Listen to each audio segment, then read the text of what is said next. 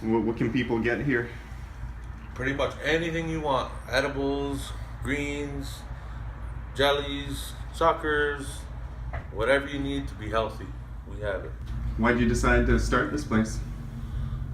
When? Why? Why? To help people, to help the need, to serve the people that don't know where to get it, don't know how to get it, and to provide CBDs and medicines that's needed for the people, the elderly. I have a lot of elderly that come, so just to help people. Safe environment for the people who don't got to knock on a neighborhood door to find $20 or something. You know what I mean? What are some of the symptoms that people are coming looking for help with? A lot of arthritis, cancer, mainly cancer. A lot of cancer. I have like a couple with MS. There's another one. I'm not sure. I can't remember the name of it right now. But there's a lot from cancer to arthritis to back pain to knee injuries to migraines and anxiety and depression and methadone. A lot of people want to get off that methadone, so they're here looking for products that'll help them get off of that methadone, right? So, Is there, would you say that a lot of people are trying to deal with opiates by using cannabis instead? yeah, like they're try not to deal with opiates, right? They don't want the opiates. A lot of them don't want it. Not only the ones that are addicted to it, but the ones that are prescribed. The ones that it's prescribed to don't want that. They're learning now that it's only a band-aid, and if that band-aid ain't there, they have other issues after where they're sick and they need this and they need that. Whereas this stuff here, anything that we provide here, will not make you sick, will not make you. It's more than a band-aid. It's a cure. It don't just band-aid the problem, it cures the problem. It attacks the issue that's causing you the pain, or that symptom that's causing you to want to have an opiate, so.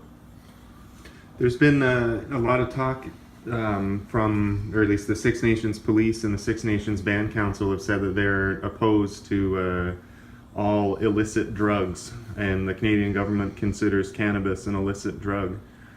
What would you say to those authorities, those Canadian authorities that are trying to say that this is something that shouldn't be allowed to happen?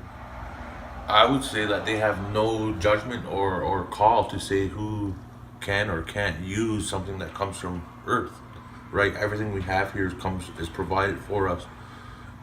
We had, medicine before they had doctors. And for the Canadian government or band council or police or any other to say that we cannot provide something that's providing help, that's just absurd. Like that's crazy. Trying to force Canadian law on us over traditional medicines or not so much traditional, but medicines that's coming from the earth. You know what I mean? It's crazy, crazy, crazy, crazy when we have so much other illicit drugs like the opiates and everything else here, and they're not cracking down too hard on that, right? What do you mean by that? Like, are you saying that the police know where the drug houses are that are doing crack or opiates or that stuff, and they're just not refusing to enforce on them? I honestly believe that because they knew what's going on here so fast. Within a month, they know what's going on here. So how could they not know where other things are going on, which it's been going on for years, 10 years plus.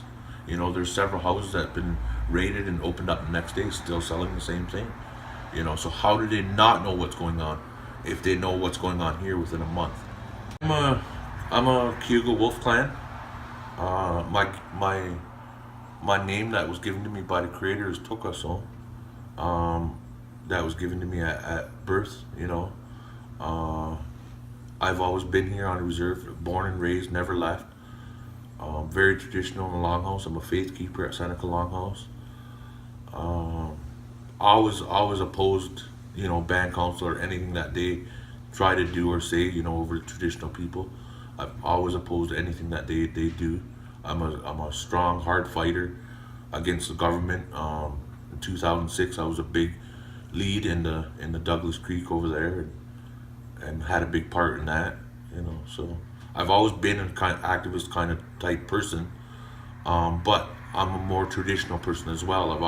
I grew up healing with traditional medicines, false face and feast and bear dance and anything else that I can do to provide help traditionally for people. I've always been doing that since I was 11 years old as a kid, and I still do that today. So then all of a sudden now, because the Indians get a hold of it, or the Indians realize that, hey, we can do this also.